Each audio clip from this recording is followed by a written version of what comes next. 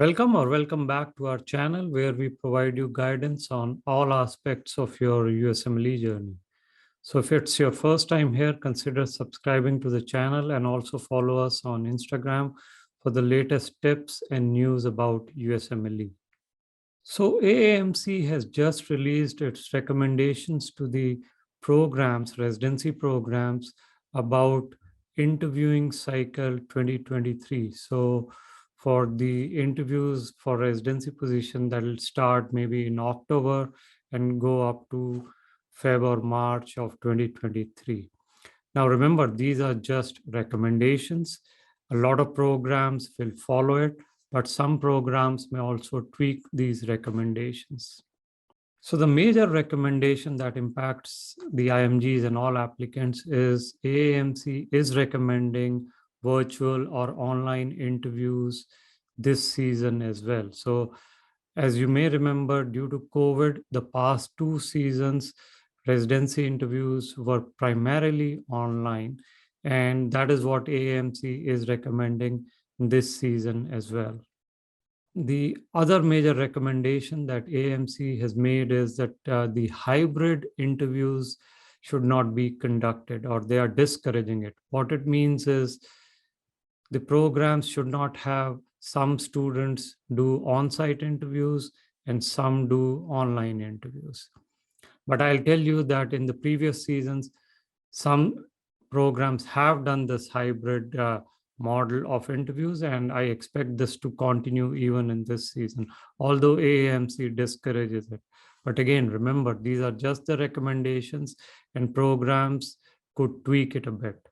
But now the main issue is what are the implications for IMG applicant as this current season also goes virtual. So I'll give you some top implications that you should be aware of that will help you prepare for the upcoming season. So first, the major implication or the advantage to you is going to be the cost saving. If you calculate roughly going to an interview, paying for flights, hotels, etc., could cost up to $1,500 from within the US. So if you have all interviews virtual, there is a substantial cost saving as an applicant that you can utilize for other aspects. Then the second is the travel related delays due to weather are obviously no longer going to be relevant. Interviews typically happen in the season in December, November, January, when East Coast has snow or bad weather, flights are canceled, but none of this should impact your interviews this season, which is an advantage. Third, and importantly, you can continue to work during the interview season, whether you are in your home country or you are in the US doing rotations. As you continue to do these rotations or work, it will always help you improve your profile and you don't have to take frequent breaks for travel. Fourth, obviously very advantageous to the students who do not have the visa, who have not been able to secure visa to come to US.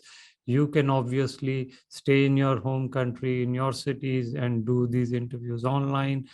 Big advantage like the last 2 years to those of you who cannot get visa to travel to the US. Fifth, you can slot in more and more interviews back to back, maybe on a daily basis, since you don't have those travel days. So you can get more interviews in the season out of your way if you so wish.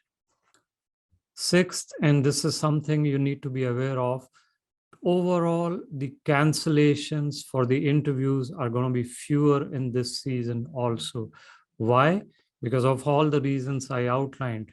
Students don't have to travel, the cost is lower. You just have to sit in the comfort of your homes to do the interviews.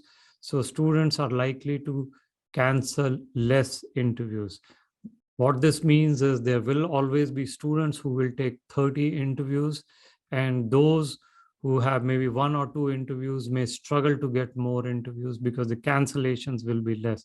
Something to be aware of, but we'll deal with it closer to the season as we'll provide you more tips on how to overcome that. Seventh, this is the flip side of the previous one, which is the programs will likely interview more applicants. Just because online interviews take less time, they have to not have all that infrastructure to invite the students, etc. So programs can slot in more interviews, and therefore they can get to see more applicants during this season. So while there will be less cancellation, the programs are likely to interview more applicants. Eighth, and this is again important, there is no face-to-face interaction during the season. Programs will definitely want to be very, very sure about the applicant before they put them on the rank order list. So in addition to your score, your volunteering activity, strong US clinical experience, strong home country experience, research, everything will really, really have to be packaged well. You have to articulate it well to the programs for them to be confident in your skills. Lastly, what we've seen in the previous 2 seasons, because of the virtual nature of the interviews, programs typically gravitate towards applicants whom they know well. Now, it could be because of the rotations, it could be because maybe you've done some research projects with them, maybe you've done some networking with them, or maybe the letters are from the physicians that the programs know. For example, a lot of our rotations are with the affiliated clinics and attendings who work in residency programs, from program directors. So if the program directors know where the letters are coming from, or they know the applicant, then you absolutely have a big advantage in the virtual season. Okay, now that we have discussed some implications, let's quickly go over how to set up for the virtual interviews. For many of you, this may be the first time you'll do virtual interviews. So I want to quickly go over some aspects that you should be aware of. There are 4 main things that you should have from a setup perspective when it comes to virtual interviews. First, of course, is very high speed internet. Whether you are in the US or outside US, high-speed internet is a must. Second is try Ethernet, not wireless connection. So, when you interview using a desktop or a laptop or a Mac, try the Ethernet connection. That is generally more stable. The third is the audio, which is use external mics. Sometimes the laptop audios are not good quality. So external mics are generally better quality. Invest in those kind of things. Fourth is the camera. Again, unless you have a Mac, the typical laptop camera is not sharp enough. So get an external camera like Logitech or some of the other cameras which have better picture resolution quality, and this will pay off in the long run. You will realize the difference in the interview season. External camera, external audio make a lot of difference. Now, what not to do?